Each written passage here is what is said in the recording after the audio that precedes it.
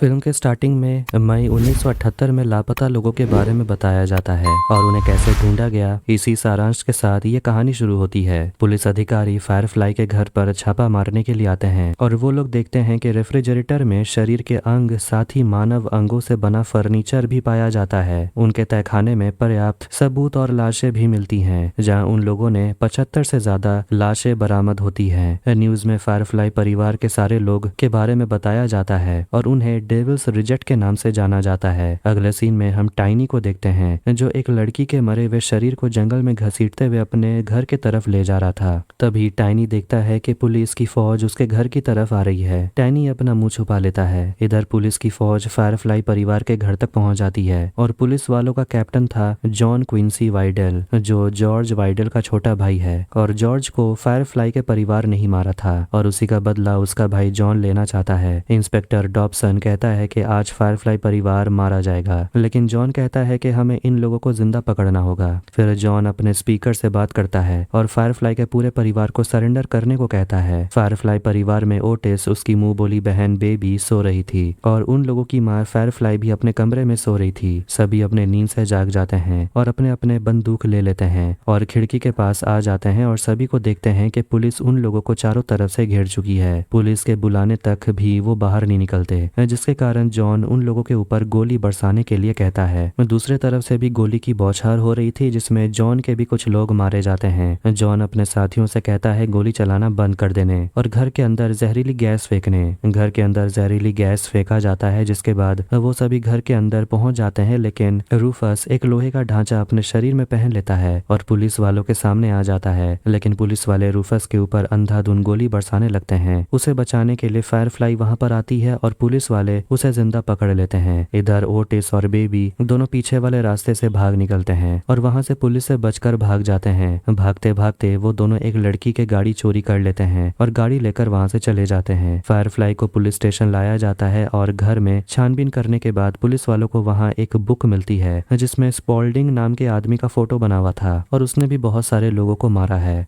John Spalding को पहचान जाता है और उसे पकड़ने का तुरंत ऑर्डर देता है। इसके बाद स्पॉल्डिंग को हम देखते हैं जो अपने घर में टीवी पर अपना ही प्रोग्राम देख रहा था, लेकिन अचानक टीवी में न्यूज चलने लगता है जिसमें जॉन स्पॉल्डिंग के बारे में बता रहा था कि तभी बेबी उसे फोन करती है, क्योंकि स्पॉल्डिंग बेबी का पिता है। बेबी अपने पिता से कहती है कि वहां से तुरंत भागने के लिए, क्योंकि पुलिस को उनके बारे में पता चल गया है और उसे ढूंढने के लिए पुलिस आ रही है। वो तुरंत होटल में मिलने के लिए उसे बुलाता है, जहां वो लोग अक्सर जाया करते थे। टीवी पर जॉन स्पॉल्डिंग को धमकी देता है कि तू जहां कहीं भी होगा मैं तुझे ढूंढ निकालूंगा। ये देखकर स्पॉल्डिंग जल्द से जल्द वहां से गाड़ी में बैठकर होटल के लिए निकलता है। उसी होटल में कुछ लोग रहने के लिए आते हैं, जिनके नाम एडम और उसकी वाइफ वेंडी, रॉय और जिमी होते हैं। वो सभी रॉय की बीवी ग्लोरिया का मजाक उड़ा रहे थे। फिर वहां ओटिस और बेबी गाड़ी लेकर पहुंच जाते हैं और वो लोग देखते हैं कि स्पॉल्डिंग अभी तक होटल नहीं पहुंचा। गाड़ी के रेडियो में स्पॉल्डिंग ओटिस और बाकी साथियों को पकड़ने का ऑर्डर देता है और ये सुनकर ओटिस बहुत ज्यादा गुस्से में आ जाता है। जिम्मी पास वाले दुकान में सामान खरीदने के लिए चला गया था और रॉय बर्फ लेने के लिए चला जाता है। फिर वहां पर बेबी पहुंच जाती है और रॉय से लाइटर मांगती है और उसे सेड्यूस करने की कोशिश करती है। तभी वहां ओटिस बंदूक लेकर पहुंच जाता है और रॉय को लेकर उसके कमरे में पहुंच जाता है, जहां बाकी के लोग रह रहे थे। ओटिस और बेबी सभी को बंदी बना लेते हैं और फिर दरवाजे पर जिमी घर का सामान लेकर पहुंच जाता है। बेबी जिमी को होटल रूम के अंदर लाती है और ओटिस जिमी को गोली मार देता है। यह देखकर वहां बैठे सभी लोग बहुत ज्यादा डर गए थे। इधर स्पॉल्डिंग अपने गाड़ी से होटल की तरफ आ रहा था, लेकिन वो अपने गाड़ी के रेडियो में सुनता है कि उसके बारे में पुलिस को सब कुछ पता चल गया था। ये सुनकर स्पॉल्डिंग बहुत ज्यादा टेंशन में आ गया था और वहां से एक गाड़ी दिखती है और ओटिस उस गाड़ी की मालकिन को घायल कर देता है और उसकी गाड़ी लेकर होटल की तरफ आने लगता है। इधर बेबी रॉय को सेड्यूस करने की कोशिश करती है, लेकिन ओटिस रॉय की बीवी से कहता है उसे किस करने, नहीं तो वो उसके पति को मार डालेगा। ग्लोरिया ओटिस को किस करने लगती है और ये देखकर रॉय बहुत ज्यादा दुखी हो गया था। फिर ओटिस जिमी और रॉय दोनों को अपने साथ लेकर बाहर चला जाता है। इसके बाद हम जॉन को देखते हैं जो फायरफ्लाई से पूछताछ करने के लिए आता है। जॉन फायरफ्लाई के ऊपर लगे सारे इल्जाम उसे सुनाने लगता है और उसके सामने एक बुक खोलता है जिसमें स्पॉल्डिंग और उसके परिवार की फोटो थी और पूछता है कि तुम इन लोगों को पहचानती हो। फायरफ्लाई कहती है हाँ। फिर फायरफ्लाई वहां पर रखे हुए एक दूसरे बुक को खोलती है जिसमें जॉन के भाई का फोटो रखा हुआ था और ये देखकर फायरफ्लाई कहती है कि इस आदमी को मारने में मुझे बहुत मजा आया। और ये बात जॉन सुनता है तो उसे बहुत गुस्सा आने लगता है और वो फायरफ्लाई को धमकी देता है कि वो उसके और पूरे खानदान को मिटा देगा।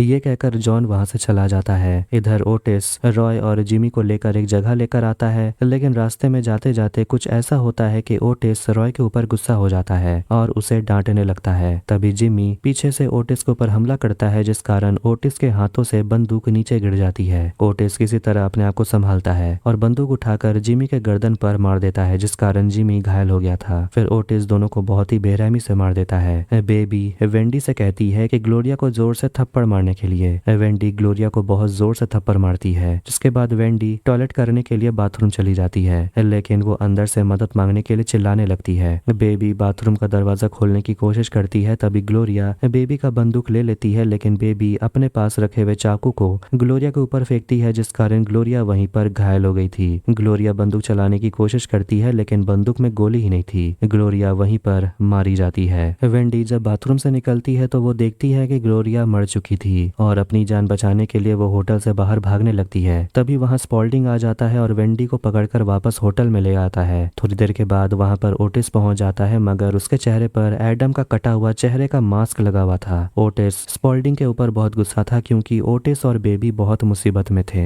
स्पॉल्डिंग ओटिस को धमकी देता है कि अगर मुझसे कोई प्रॉब्लम है तो मुझे ही कहने, नहीं तो अपना मुंह बंद रखने। फिर स्पॉल्डिंग वेंडी को छोड़ देने के लिए कहता है, क्योंकि उसका यहाँ कोई काम नहीं था, लेकिन ओटिस वेंडी के चेहरे पर एडम का मास्क लगा देता है। फिर वो लोग वहां से चले जाते हैं। थोड़ी देर के बाद जब होटल की वेट्रेस वहां पर आती है, वो देखती है कि वेंडी घायल थी और उसके चेहरे पर मास्क लगा हुआ था। ये देखकर वेट्रेस बहुत डर गई थी और वहां से भागने लगती है, और वेंडी भी होटल से भागने लगती है और वो हाईवे के तरफ पहुंच जाती है, लेकिन पीछे से एक ट्रक आकर वेंडी को मार कर चली जाती है। जॉन और उसकी टीम वहां तहकीकात करने आती है और वेट्रेस से पूछते हैं, क्या तुम इन तीनों आदमियों को पहचानती हो? लेकिन वेट्रेस कहती है वो इन तीनों को नहीं देखी। फिर वहां जॉन से मिलने के लिए दो शिकारी आते हैं, जिनका नाम रोंडो और बिली है। जॉन उन दोनों को स्पॉल्डिंग, ओटिस और बेबी को ढूंढने के लिए कहता है। इधर स्पॉल्डिंग ओटिस को चार्ली के घर जाने के लिए कहता है, लेकिन ओटिस चार्ली के ऊपर विश्वास नहीं करता। लेकिन फिर भी स्पॉल्डिंग ओटिस को चार्ली के घर जाने के लिए कहता है। रास्ते में उन्हें आइसक्रीम खाने का भी मन करता है और वो आइसक्रीम लेकर सभी चार्ली के घर जाने के लिए निकल पड़ते हैं। इधर जॉन फायरफ्लाई के घर पहुंचता है और उसके बेसमेंट में देखता है कि वहां पर उसका भाई बैठा हुआ था, जो कि मर चुका था। जॉर्ज जॉन से कहता है कि वो यहाँ पर फंस चुका है और जब तक फायरफ्लाई मर नहीं जाते तब तक मैं रिहा नहीं हो पाऊंगा। तभी जॉन की नींद खुल जाती है और ये सब जॉन सपना देख रहा था। फिर रोंडो जॉन को फोन करके बताता है कि स्पॉल्डिंग, ओटिस और बेबी का पता चल गया है। जॉन उन दोनों को ढूंढ कर लाने को कहता है। इसके बाद जॉन फायरफ्लाई से मिलने के लिए जेल जाता है और उसे मार डालता है। रात के समय स्पॉल्डिंग, ओटिस और बेबी तीनों चार्ली के घर पहुंचते हैं, जहां चार्ली उन तीनों का बहुत अच्छी तरह से स्वागत करता है और सभी रात के समय पार्टी करने लगते हैं। अगली सुबह चार्ली चिकन खरीदने के लिए चला जाता है और जब चिकन खरीद कर वो वापस आता है, रास्ते में उसे जॉन मिल जाता है। जॉन चार्ली को धमकाता है कि वो उसे स्पॉल्डिंग और बाकी दोनों साथियों को पकड़ने में मदद करे, नहीं तो वो चार्ली का जीना हराम कर देगा। और आज रात जॉन चार्ली के घर आएगा उन तीनों को पकड़ने के लिए और उसे मदद करने के लिए भी बोलता है। फिर जॉन रोंडो और बिल्ली के पास जाता है और बताता है कि आज रात उन लोगों को पकड़ना है। रात होते ही तीनों बहुत मजे कर रहे थे। फिर वहां पर रोंडो और बिल्ली पहुंच जाते हैं और सभी को मारने लगते हैं, लेकिन स्पॉल्डिंग उसे इस बारे में खबर नहीं थी और वो आराम कर रहा था। अचानक पीछे जॉन भी वहां आ जाता है और स्पॉल्डिंग को मारने लगता है। स्पॉल्डिंग चार्ली से कहता है कि तुमने मुझे धोखा दिया और तुम्हें इसकी कीमत चुकानी होगी। जॉन तीनों को गाड़ी में बैठाकर ऐसी गुमनाम जगह लेकर चला जाता है, जहाँ एक घर में उन तीनों को चेयर में बांध कर रखा गया था। जॉन उन दोनों को बहुत सारी तस्वीरें दिखाने लगता है जिसे उन तीनों ने मारा था।